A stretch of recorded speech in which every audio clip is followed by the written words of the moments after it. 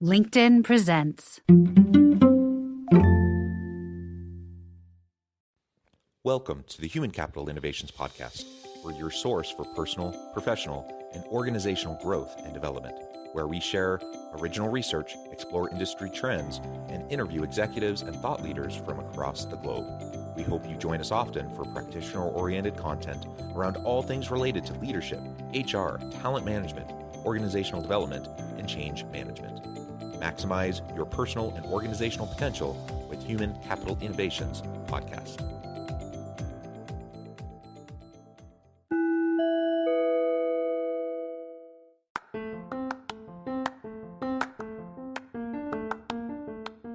Do you enjoy the Human Capital Innovations Podcast?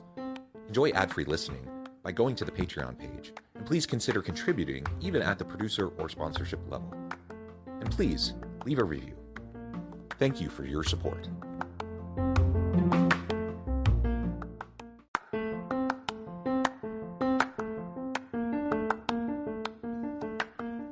Welcome to the Human Capital Innovations Podcast. In this HCI Podcast episode, I talk with Bobby Harrington about the importance of self-trust, self-belief, and self-leadership.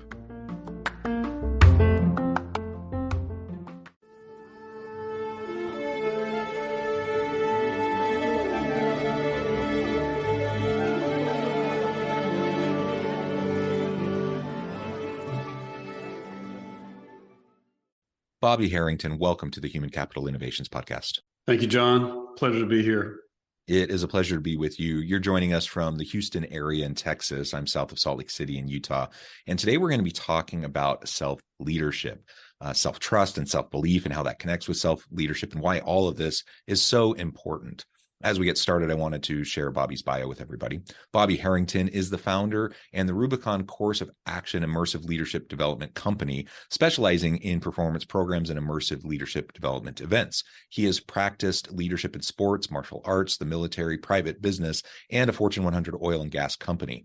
He has taught leadership in 24 different countries with 13 languages. His work focuses on people and leadership, team design, and technical innovation leadership. He earned a degree in intelligence studies and international relations later in life. Bobby is a United States Marine Corps Desert Shield and Desert Storm Gulf War veteran and lives in Texas with his wife and family. What a tremendous background. You've done so many cool things, and I'm really thrilled to have the chance to sit down with you, to pick your brain, and to learn from your experiences and your expertise.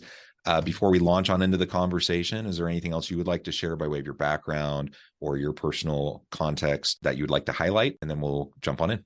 No, I think you pretty much covered it, John. I like it short and concise. Thank you. Okay. Well, as we dive in, let's just define some things. So first of all, what do you mean by self-leadership? How do you define that? And then we can get into why it's so important. Great. Self-leadership is how we govern ourselves. It's not unlike following other leaders, but when it comes to self-leadership, we're the ones giving ourselves directions, and we're the ones that are accountable to ourselves, right? And, self-leadership is the root of all other forms of leadership. We live in the age of symptoms, right? Get this pill and do this, but we don't look at the root of things a lot. But when we look at leadership, self-leadership is truly the root. And it's basically, the foundation of that is your character and the values that you live by, your core values. Absolutely. And we need to be grounded in those core values, especially in this turbulent, messy world that we're in. The rate and pace of change is increasing. There's just so much going on around us constantly that can bring us down. And unless we have that kind of foundation and we have those core values to guide us, it's going to be really difficult. And we're going to find ourselves put in compromising positions where potentially, while it wouldn't be our intention, we wouldn't wake up in the morning thinking, hey, I'm going to go to work, or I'm going to go to this team, or in my family today, I'm going to hurt somebody, or I'm going to exploit somebody, or I'm going to take advantage of somebody. I don't think most people do that consciously. But when we find ourselves in those hard situations where push comes to shove, where the rubber meets the road and we're our backs up against the wall with difficult decisions to be made, it can be very easy if we don't have those core values to guide what we're trying to do. Even when we have those core values, it's not easy to stay strong and to do right by those around us and right by ourselves. So I appreciate that focus.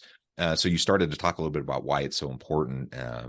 Any other thoughts on why today perhaps self-leadership is even more important than it's been? It's always been important, I suppose, but why is it so important today? Why is it more important perhaps than it was in the past? So let's take a look at the last few years, how the pandemic, really revealed leaders. It revealed a crisis of leadership across all sectors in the workplace and government. When the pressure is on and leaders have to make choices, there's two decisions, right? Rise to the occasion and use your character and your values that you've learned to make decisions, or follow and do what everybody else is doing. And what we saw is most people followed others. Now, the dichotomy, or the other side of that, is you saw some great leadership in spots. And those people, were able to lead themselves. They had self-trust and self-belief, and they're confident. And look, they made a decision. It goes back to, sort of my days in the Marine Corps, where, you had to make a decision. And here's the thing: there's a right decision, a wrong decision, and no decision. No decision being the absolute worst.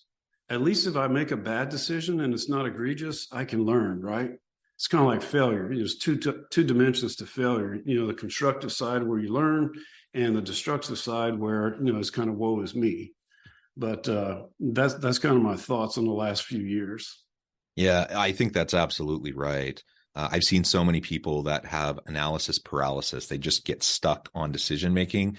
And to their credit, they're recognizing the complexity. They're recognizing the messiness, and they want to make the right decision, but they get so stuck and trapped in that moment, and they're not able to move forward at all. And no decision is probably the worst thing you can do, because at least you certainly don't want to hurt people, but you put your best step forward, and then you have this continual cycle of self-reflection and evaluation. And then you can see, did it work? Did it have the impact that you thought it would have? Were there unintended consequences that you need to now account for? And then you iterate and you learn, like you said, you learn, you iterate, you try something else, and you improve over time. Nobody expects you to be perfect. You're never going to be perfect, regardless of whatever your best intentions are. And so move forward. Learn from mistakes if they happen, own up to those mistakes if they happen, lean on the expertise of the people around you, and you'll get better, and you'll make better decisions, and you'll have better impact on those around you. But if you get stuck in just not being able to move at all, the outcome of that is essentially the same. You're as if you'd made the bad decision, only it's often quite a bit worse, because everyone around you is also stuck. And then those negative things that you're concerned about are just going to happen by default, because you're not doing anything else. No, that's 100% correct. And I don't know, you have so much varied experience throughout your career, in sports and military and business, et cetera. Any examples that you've had, that help illustrate this point and drive it home in terms of, where you've perhaps seen people who are really excellent at being able to move forward and live and lead based on those core values and make the decisions and learn from their mistakes, versus maybe where that didn't happen and you had people who are a little bit stuck, like we were just talking about? Yeah, no, that's a supreme question. So I would go back to the Marine Corps. The Marine Corps is all about being aggressive and making decisions and learning from them, and trying not to make that egregious, again, decision. And, back to your point about, people getting stuck and paralyzed, that's sort of, it's like a wildfire. If people see that the leader's stuck, well, then they want to be stuck. They don't know what to do. And I've seen a lot of people, for me, that's kind of what differentiates managers versus leaders. A leader is steeped in action and is going to see the forest and not necessarily the trees, whereas a manager is going to see a tree and, how tall is the tree, how wide is the tree, and, how can we cut this tree? And, the leader's like, hey, let's get to work. We got axes, let's go.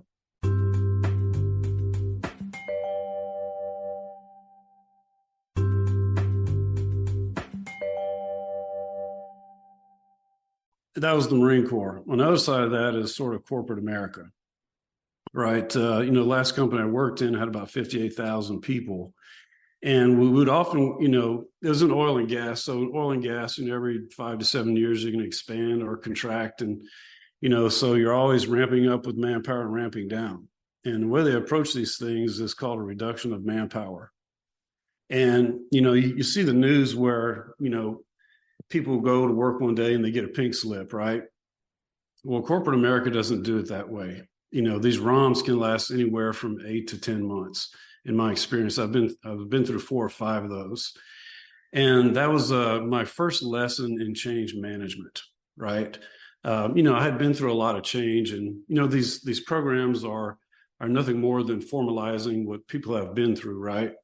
But what I learned about change management, the successful people, they were transparent and they engaged with the workforce. Those were the ones that worked very good. Now, on the other side of that, you had leaders that would not share information. You didn't know what was going on, and people would, they would just get into a silo, right, and shut down. So those are probably the 2 best examples that I could give. Yeah, those are great examples. And I've seen it all around me too, in a variety of settings. I haven't served in the military, and I'm not like great at sports, but I have, been involved in team sports. I am actually more involved in music and in choirs and things like that. So you do see these dynamics play out in different contexts. And for most of us and most listening or watching the episode today, I'm sure you have examples in your own mind that are popping up in relation to your workplace, your teams. And the question is, how have the people around you led? And I think we all have, unfortunately, a lot of bad examples that come to mind, but hopefully we all have at least 1 or 2 or, a handful of some of those really great leaders who just were superb and were, doing many of the things that we're talking about.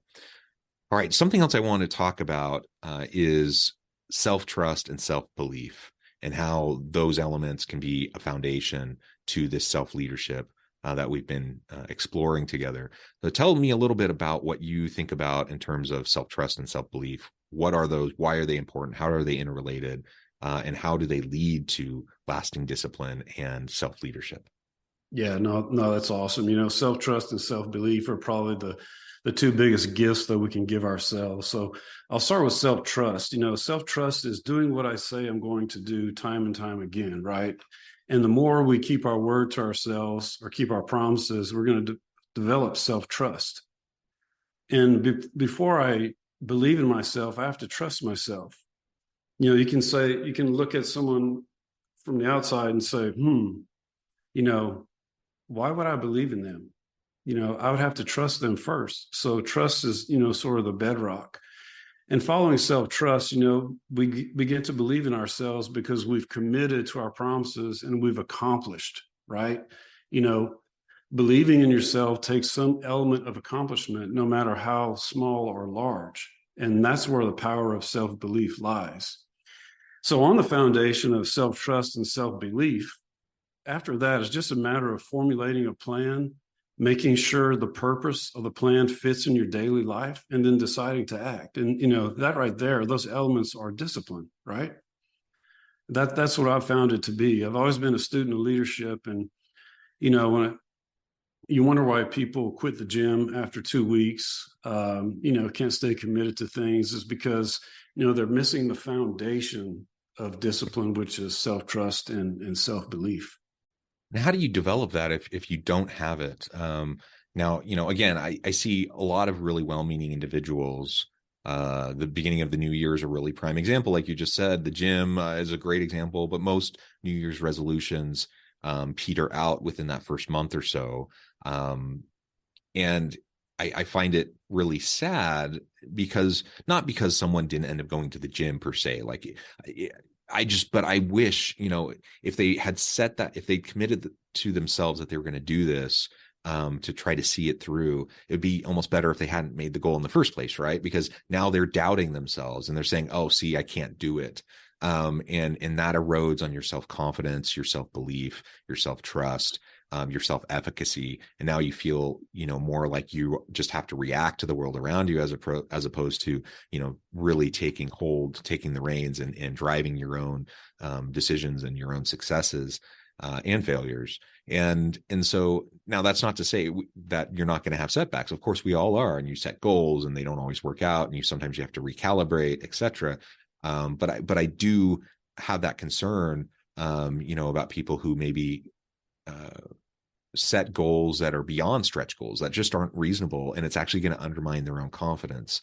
And so how do you disrupt that pattern, though? Because we see it again and again, and every year when New Year's comes around and we talk about New Year's resolutions, and we have the same tropes around everyone, not seeing them through, et cetera. I think many people just stop and give up on having any goals or resolutions whatsoever, because they just don't feel like it's even, what's the point?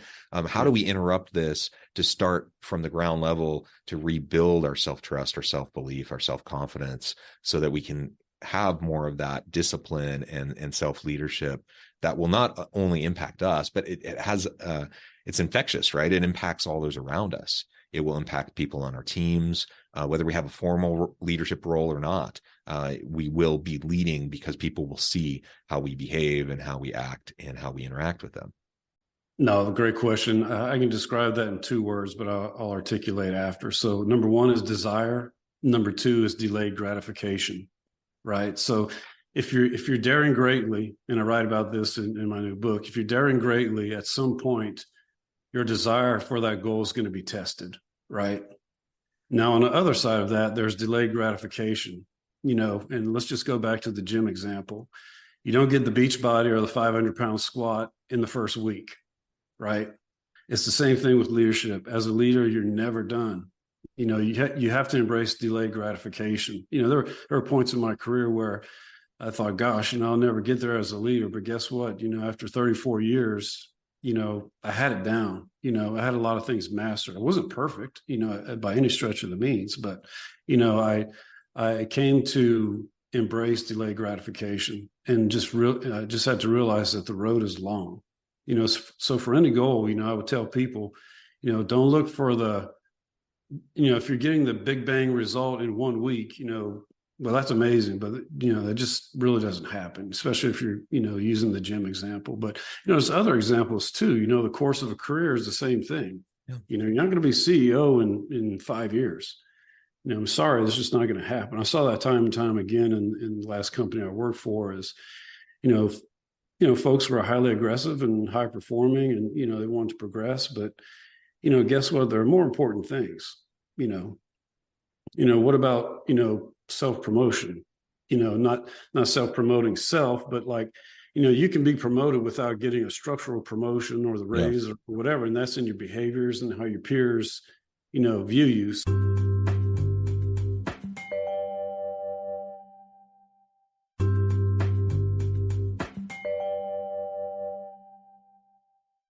Yeah. So again, as we think about building that discipline with delayed gratification, it's an interesting thing, because in popular culture nowadays, we hear a lot about being your true authentic self and living in the moment and being present and mindful and all of those things. And I think sometimes, now people can have different opinions about all of those things I just said.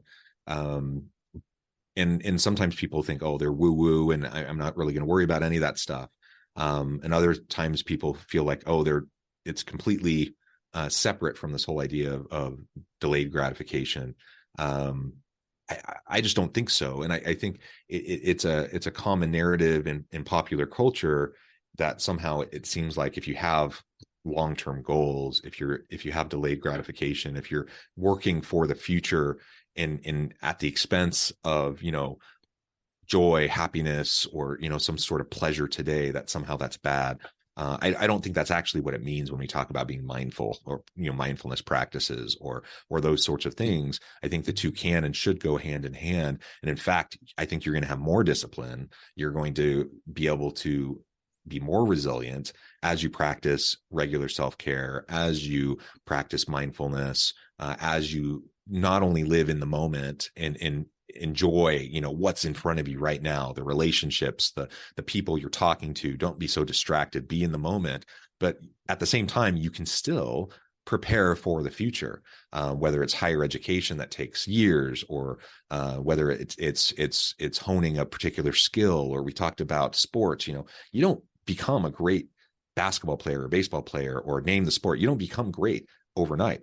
I don't care how talented you are. You have to work at it consistently over time, every day, for years before you're going to have any of those massive results. Same thing in business, same thing in relationships. And so we have to be in the moment, but we also have to prepare for the future, and have that delayed gratification, be willing to sacrifice a little bit now for successes in the future. And as I think about my own life, now I'm not like the epitome of like any great example or anything, but I look back, and I'm in my mid 40s now. I look back at, the last 20 plus years of my career and education and various work opportunities, research, etc. And I think, wow, there are a lot of things that things that I have opportunities with today that I wouldn't have opportunities to do had I not done certain things 10, 15, 20 years ago. That at the time, I just kind of had this hope that it might pay off. I had this hope that maybe it would have a positive influence on my future, but I didn't really know. And in some cases, I didn't even have a hope. I didn't even realize that it could potentially influence me in the future. And yet, as you consistently make those efforts over time, life starts to unfold before you, and new opportunities arise. And so we don't want to shortchange our future selves by not having more discipline and trying to build some self-confidence, sometimes from the ground up. Sometimes you hit rock bottom, you got to rebuild. That's okay. But just keep on trying, keep on learning, foster resilience. All of that, I think, will help us get to where we want to be. And that none of that means we're going to live a perfect life. None of that means we're always going to be happy. We're going to have our ups and downs. That's just part of the human condition. But as we practice some of the things you've been sharing with us today, I do think that overall, we will have more contentment and satisfaction. We will develop ourselves and our skills. We will have more meaningful relationships. We will do more meaningful work, et cetera, et cetera. And ultimately, that's going to lead to all sorts of things we can't even foresee, in our own futures. All experiences are a gift. And you're right. I've reached back to my Marine Corps days, which was 34 years ago, for lessons. Part of my book is on that. And in relation to goals, there's always a main goal, right? But that's the destination, right? It's all about breaking it down into manageable, smaller, micro goals. And if a person takes that perspective and works hard at each step, and I'll go back to my time in martial arts. I was in, Taekwondo, so there's a belt system. And, you weren't going to be a black belt in 1 year. Sorry, you got to put in your time. And, there was a lot of struggle. There was a lot of setbacks. Sometimes you don't pass a belt test, and, that's embarrassing and all that. But, all those things are teachers, and that, I had a setback in my corporate career. And I went back to, failing a belt test, or failing a private business. And I said, okay, I've been here before, and I'm going to pick myself up, dust myself off, and keep moving. So, people shouldn't look at failures as destructive, and I write about that in the book as well. There's a constructive side, failure and struggle are teachers. And if you let failure and struggle teach, you'll get better, guaranteed. Bobby, this has just been a really great conversation. I know we've only scratched the surface. The time has flown by. I need to let you go here in just a minute. But before we wrap things up for today, I wanted to give you a chance to share with the audience how they can connect with you, find out more about your work, your team, where they can find your book, and then give us the final word on the topic for today. Absolutely. So, folks can find me on LinkedIn. I'm on Facebook and Instagram. They can find the company at www.therubiconcoa.com. Again, that's therubiconcoa.com.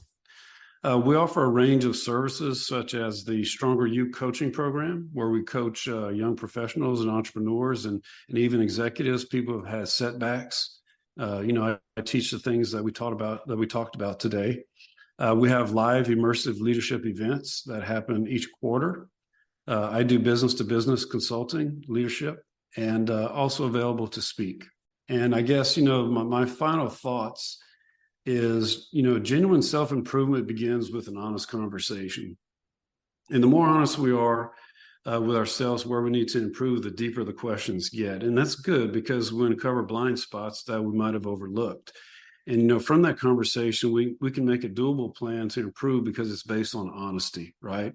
It's us talking to ourselves and not relying on any outside influence. Young professionals, entrepreneurs, whether leading yourself or leading others, learn to lead through change. Be transparent, maintain the engagement, maintain the rapport, and get past the shock of change as quick as possible and go right to exploration, right? Because there's no value in wallowing in the denial and the bargaining phases.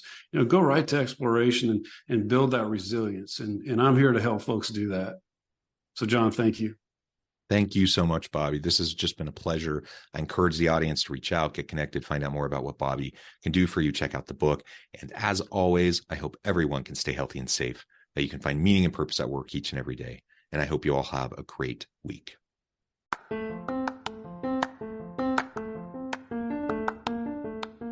you enjoy the Human Capital Innovations podcast?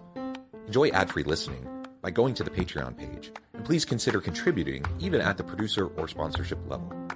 And please leave a review. Thank you for your support.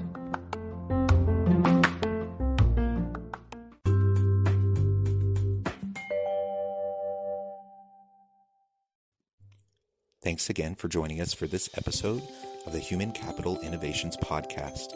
I hope you stay healthy and safe and that you have a great week.